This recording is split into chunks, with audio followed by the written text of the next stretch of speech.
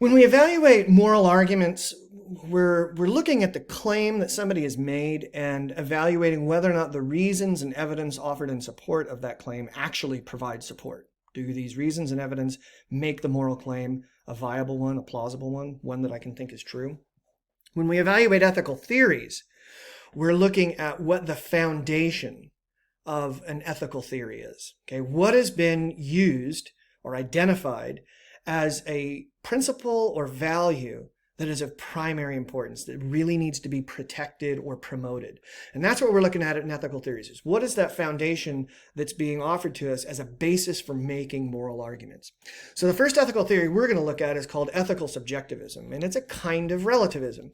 So I'm going to roll out the argument for you, and you see if you can figure out how this is a relativist ethical theory.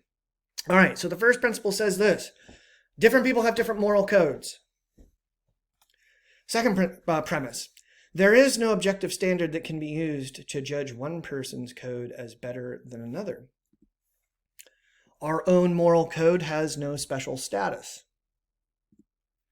There is no universal truth in ethics. Therefore, the truth or falsity of all moral claims is determined by the person making the claims. Okay? What that means is this, that whether or not a particular moral claim is true or false depends on whether or not it actually reflects what the person making the claim thinks. So if I make the claim that I think harming innocent puppies for fun is immoral, and you make the claim that harming innocent puppies for fun is morally permissible, those two claims are contradictions of one another.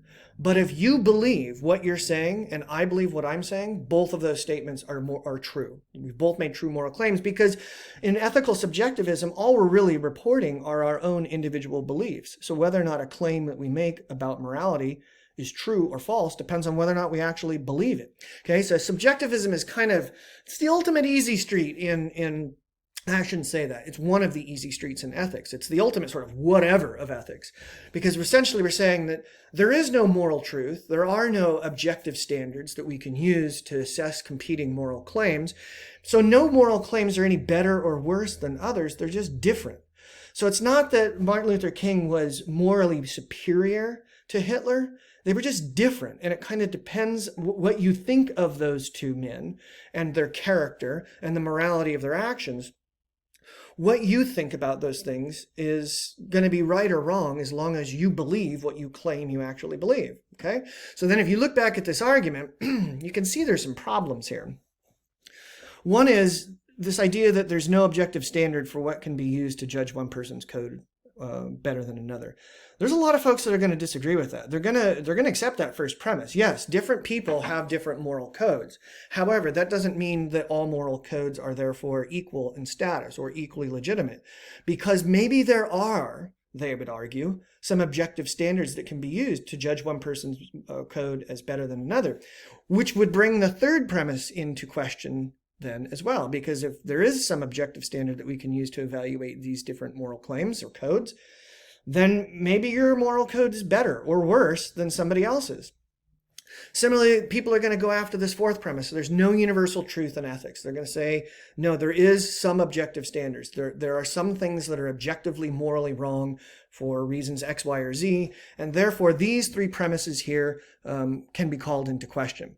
Another thing that's it's sort of a corollary, or it's correlated to ethical subjectivism, is this belief that I put down here at the bottom, that because there's no truth, objective moral truths, and because the truth or falsity of competing moral claims is determined by the individuals making those claims, we should chill out and not be arrogant and adopt an attitude of tolerance towards the practices of others, towards the beliefs of others. But what's interesting about this is that that seems to be a moral statement. And if there's no objective standard that can be used to judge one person's code as better than another, why should we accept this? Okay, so one of the things that you'll frequently see with ethical subjectivists is this purported sort of a veneer of tolerance, that we should allow for diversity of thought.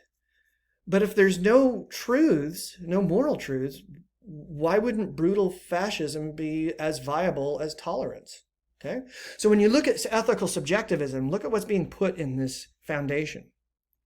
The individual's belief matters most. What each individual thinks about what is right or wrong, what is true or false, that's what determines whether or not the claims they're making are true or false. The individual belief about what is true or false is the thing that matters the most, so that when somebody makes a moral claim as an ethical subjectivist, and they start giving us reasons for why they think that, all they're really saying is, I believe this because it's what I believe, and it's true because I believe it, okay? So that's ethical subjectivism, and in the next video, we'll look at another kind of relativism.